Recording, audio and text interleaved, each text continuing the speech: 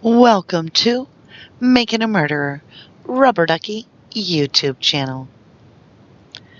Welcome back to another week of the RD Making a Murderer Daily MaM Reading. Today we're going to start with a new milestone. We have almost done a quarter of the amount of the CASO Investigative Reports that are there. So we have 1,117 pages to read total, and we have accomplished 250. And today we're going to start part 26. Page 251. Type of activity supplemental report. Date of activity 11/13/05. Reporting officer Deputy Jeremy Hawkins. On 11/13/05 at 4:17 a.m., I, Deputy Jeremy Hawkins of the Calumet County Sheriff's Department, continued logging in items that were taken from the Avery residence.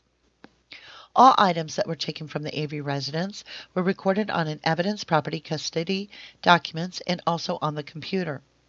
The items that were taken from the Avery property and also the Halbach residence were put into secured rooms after each item was logged. Deputy Jeremy Hawkins, Calumet County Sheriff's Department. Page 252.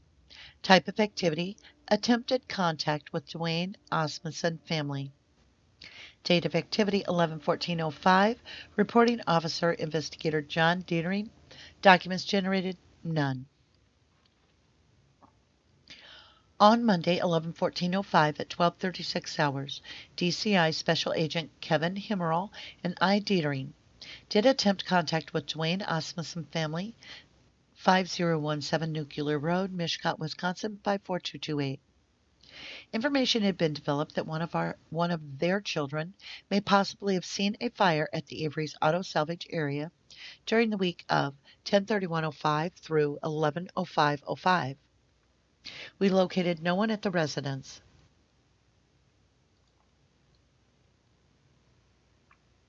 We subsequently learned that Dwayne Osmondson works at the Fisher Hamilton plant on Columbia Street in the Two Rivers area. Upon checking with the Columbia Street plant, we learned that Mr. Osmondson was on vacation.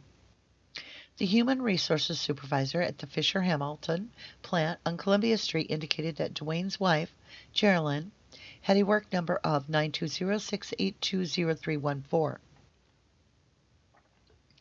At 13:05 hours, I did make contact with Geraldine Osmondson. She stated her family has got nothing to do with the Avery family. She stated her son, Michael, is a good friend of Bobby Dassey. Osmondson went on to indicate her husband, Dwayne, is in Hayward and does not have any sort of cellular phone service in that area. Osmondson indicated her son Michael would be picking up his younger brother at the Mishcot school system at approximately 1500 hours and would be home at approximately 15:15 to 15:30 hours.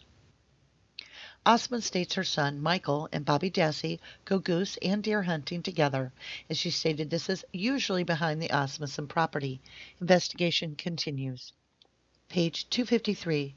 Investigator John Dietering, Calumet County Sheriff's Department. Page 254. Type of activity follow-up on leads information regarding Shannon Schroeder. Date of activity 11/14/05. Reporting officer investigator John Dietering. Documents generated none. On Monday 11/14/05, I Dietering, along with special investigator Kevin Himmerall, did attempt to follow up on leads information provided by Shannon Schroeder. Schroeder indicated on his tip that he observed smoke coming from an area northwest of his residence.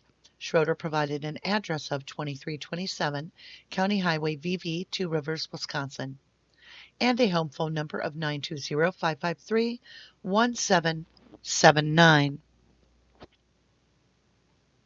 Special Agent Himmerall and I did proceed to the County Highway VV address and spoke with the following individual, William E. Arndt.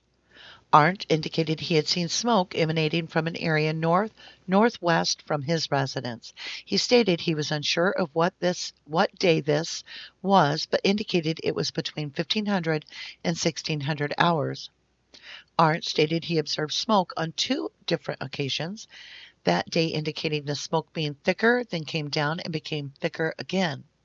He advised us it seemed to him like it was closer to his residence than the Avery property would be. Arndt stated there was enough smoke coming from the fire that he was waiting for a fire department to arrive. He stated due to the black smoke he believed there was tires in the fire. During a follow-up conversation that I had with William Arndt at 14:53 hours via telephone, he indicated he believed the day he observed the smoke was Wednesday, 11:02:05. He stated he had had breakfast with a friend in Kellnersville that day and believes this, in fact, was the day he observed the smoke. Investigation continues. Page 255. Investigator John Dietering, Calumet County Sheriff's Department. Page 256. Type of activity supplemental report. Date of activity 11/14/05. Reporting officer investigator Wendy Baldwin. On 11/14/05 at approximately 13:55 hours, Special Agent Kim Skorlinski and I, Investigator Baldwin, arrived at the Avery residence to return a shotgun belonging to Marie Avery. I did fill out a property return receipt indicating one return, a 12-gauge pump action Mossberg to Earl Avery, which he did sign for, and the gun was turned over. Investigator Wendy Baldwin, Calumet County Sheriff's Department. Page 257. Type of activity supplemental report. Date of activity 11/14/05. Reporting officer investigator Wendy Baldwin.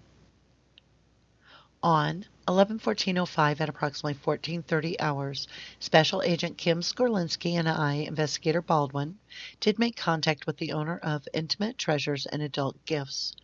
We received information that there were some leg cuffs and handcuffs purchased at the store by Steven Avery and Barb Yonda.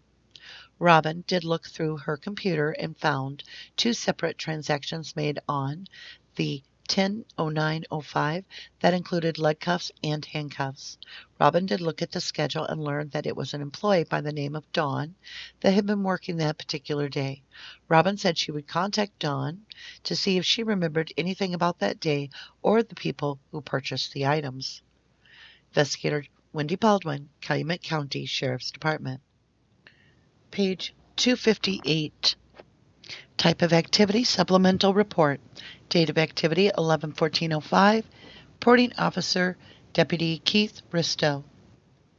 On 11/14/05 at approximately 14:20 hours, I, Deputy Keith Risto of the Calumet County Sheriff's Department, was dispatched to 1599 Western Avenue, Green Bay, Wisconsin, to pick up some cigarette butts and two envelopes that were possibly handled by Teresa Halbach. I was told when I went there I would make contact with Thomas Pierce, and Thomas would be telling me what I needed to collect for evidence. When I arrived on scene at 15:12 hours, Thomas Pierce turned over to me a small tray that consisted of 3 cigarette butts. Thomas also gave me 2 envelopes, one in a plastic bag and one out of a plastic bag. Thomas stated the cigarette butts were in the developing room, and Teresa would have been the only person in that room that smoked. Thomas stated the brand that was in the tray was her brand that she smoked. Thomas also stated the 2 envelopes were possibly sealed by Teresa by licking them.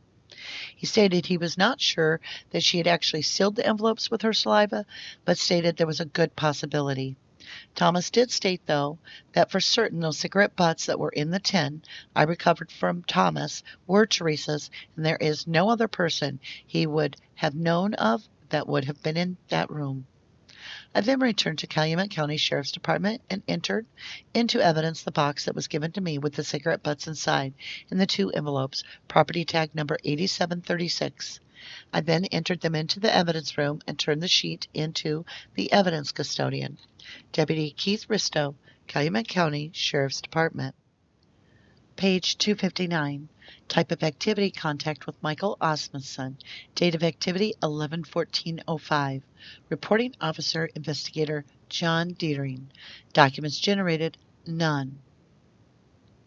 On Monday 11/14/05 at 15:29 hours, Special Agent Kevin Himmerall and I Dietering did meet with the following individual at his residence regarding this matter: Michael M. Osmundson, employed at Yendra Plumbing and Heating Incorporated in Shadow. Michael indicated the only time that he had been on the Avery property between 10:31:05 and 11:14:05 was on Thursday, 11:10:05. He stated he and Bobby were inside the Dassey garage when Steven came over. Michael indicated he was aware Steven was one of the last people to see the missing girl and jokingly asked Steven if Steven had her, the missing girl, in a closet. At this point, Steven asked Michael if Michael wanted to help bury the body. They laughed about this together. Michael stated he had just learned about the missing girl on Tuesday prior to that. He once again indicated he thought Steven might have been the last one to see the missing girl. According to Michael, Steven stated people go missing all the time and the girl may have left for Mexico.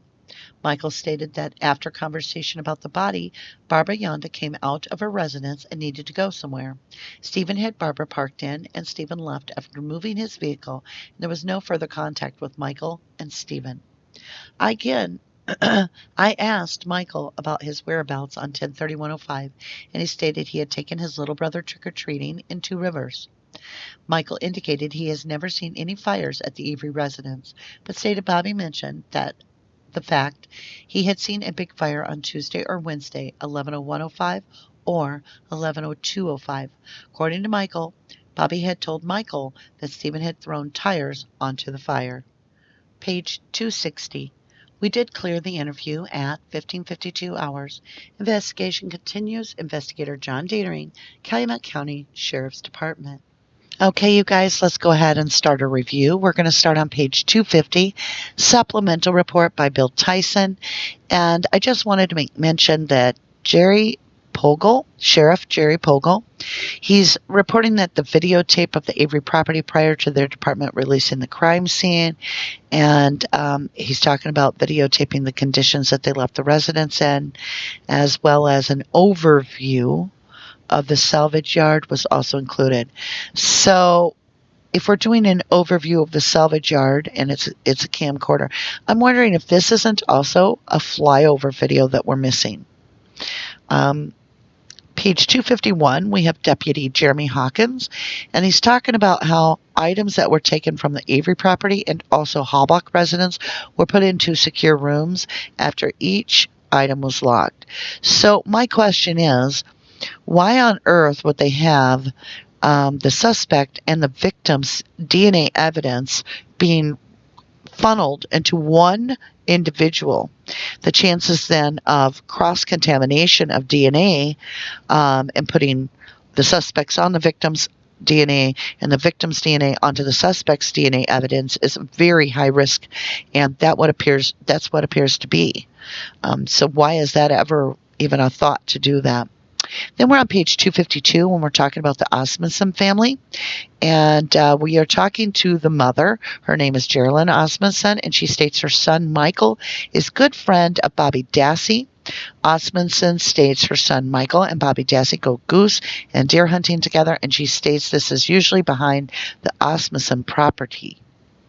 So if this is true, then why is Bobby reporting that he is traveling behind Scott Tadich's property to hunt when he normally hunts on the Osmundson? And I wanted to kind of review also page 254, which is William E. Arndt, and he's stating that he is unsure of what day this was, but indicated it was between 3 and 4 o'clock. He states he observed smoke on 2 different occasions that day, that the smoke got thicker and came down and then became thicker again. And he stated it seemed like it was closer to his residence than the Avery property would be. He indicated that the day he was Wednesday, 11:02. So let's stop here a minute and let's go over and look at this address compared to the location of the Avery property and see how close is he to Avery. So I've entered 2723 County Highway VV, Two Rivers, Wisconsin, and then I've entered the Avery property residence. And you can see here we've got a 15-minute drive, which is approximately almost 9.5 miles. So let's go ahead and zoom in and see what we're looking at. We'll move this over a little bit. So up here, whoops, I moved it. We have the Avery property here. Let's move that over a little bit. See if we can't get that. And that's the Avery property very near there. And then down here, we have 2327 County Highway VV. So what's in between here you can see is basically if you went from a crow's view, you're looking across Fisherville Avenue or Fisherville Road. And then we have, let's go ahead and scroll in a little bit. We have the Fox Hills Resort area. We've got Sam's Road, Ridge Road. We've got the Old V here. We've got State Street, which is County Road B. So I'm not sure that he would actually be able to see from his location. I find that, I don't know, a pretty long ways. Could he have seen smoke 10 miles away? I think your eye only sees 5 miles away, even on a plane. So let's go half the distance. And if we do that, where does that put him that he's seen this? Somewhere in the vicinity between Sam's Road, Kingsbridge, 147, somewhere in here, I would think. So I just can't personally associate these plumes of smoke with Avery's being that it's almost 10 miles away. So now I've jumped ahead to page 258. We're talking to, or actually it's Deputy Keith Risto of the Calumet County, and he's talking about going to see Tom Pierce, and that Tom Pierce would be telling him what evidence to collect. Tom Pierce turns over a small tray that consists of 3 cigarette butts. Now, I personally, till this moment, did not realize Teresa smoked cigarettes. So there would be a question. Why would they have not used this for her DNA? It talks about that these cigarette butts were in the developing room, and Teresa would have been the only person in that room that smoked. He states that this brand was her brand that she smoked. There were also 2 envelopes that she possibly licked and sealed, which, saliva, that's going to be a huge, rich source of DNA. But Thomas goes on to restate that, though, that for certain the cigarette butts that were in the tin, 1, were recovered by Thomas, were Teresa's, and no other person he would have known that would have been in that room. So that's pretty solid, being that, already you have a ton of people in Teresa's home. Any one of them could have borrowed the chapstick out of the drawer or so forth. And we don't know who all was her passenger in the vehicle that she was driving with the Cherry Coke, or Cherry Pepsi, I'm sorry, because it's actually sitting facing the passenger side. So how do we know that that's not the passenger that's dead? I get that it triangulated and it matched the bone and it matched the pap smear, but at this point, there's so much misinformation, and that pap smear would have come from over a 3-year-old pap smear when after a short time frame of like a couple weeks, the medical facility in general removes the name and identification from those pap smears, and they go in the sharps box. So I just don't trust the original gentleman's agreement that Kratz had with the Buting and Dean to claim that, we would not question the pap smear as being the identity. I have to honestly say, why would we not have used these cigarette butts? So on page 259, we have Investigator Dietering, and now we're talking to Mr. Asmussen, which is the gentleman that is Bobby Dassey's very good friend that we listened to his mother talk earlier. We're now talking to him, and he hunts goose hunting and deer hunting with Bobby Dassey. Now, he says something that's impossible, and I want you to pay attention to this. This is a big catch here. He states, Michael states, indicated the only time that he has been at the Avery property between 10:31 and 11:14 was Thursday, 11/10/05. He stated he and Bobby were inside the Dassey garage when Stephen came over. Michael indicated he was aware Stephen was one of the last people to see the missing girl, and jokingly asked Stephen if Stephen had her in a closet. At that point, Stephen asked Michael if Michael wanted to help bury the body. And this was a joke that was pushed back and forth in trial. The problem is, Steve would not have been on property 1110. Like Millbilly said, you're not going to be able to be talking and joking with Stephen about anything because he was arrested and taken to jail and then prison. So that was 11/9/05. So the day before, Stephen was permanently and never returned to that property. So Michael is obviously incorrect on his date by a long shot. And if he's incorrect on his date, he only leaves us one other choice, that this joke took place, which was on the 31st, according to his own statement right here. So Michael was supposed to be picking up his little brother for trick-or-treating and taking him trick-or-treating. Yeah, really? Because it states you were on the property right here. And it states that you had something going on. A joke. This is your deal, not ours. We're just reading what you're saying here, Michael. So, big questions for you. And that concludes this week. We have caught ourselves basically a big problem with the joke that was used against Stephen in trial. And that is that it could never have taken place with Stephen. Thank you guys for joining me on the brand new week. And we will continue for this week to get through to, when we're done, we'll be about 300 pages under our belt. Not bad. Well, that was interesting. So we obviously know that the dates are not correct on Mike Osmundson, and he said the only other day he was there was the 31st. So she wouldn't even have been missing at that point for him to have made the joke with Bobby and Stephen about hiding the body. And also it had been established that Mike was not in question because he had been picking up his brother for trick-or-treating the 31st, yet he claims there he had been present at the Dassey residence. So why was Mike not questioned? Why is he not a suspect? That's a big deal. And the smoke thing, 10 miles away, that's a little bit far. I don't associate it at all with the Avery property. I'd say 5 miles would be the furthest that you're going to pick it up for plumes of smoke in the sky. That's my humble opinion. So it's time, you guys. I want to thank you for joining me and supporting the channel, as well as, of course, Brendan and Stephen and all that we do with public awareness. So if you didn't do the crime, you shouldn't do the time. Thank you guys and have a lovely evening.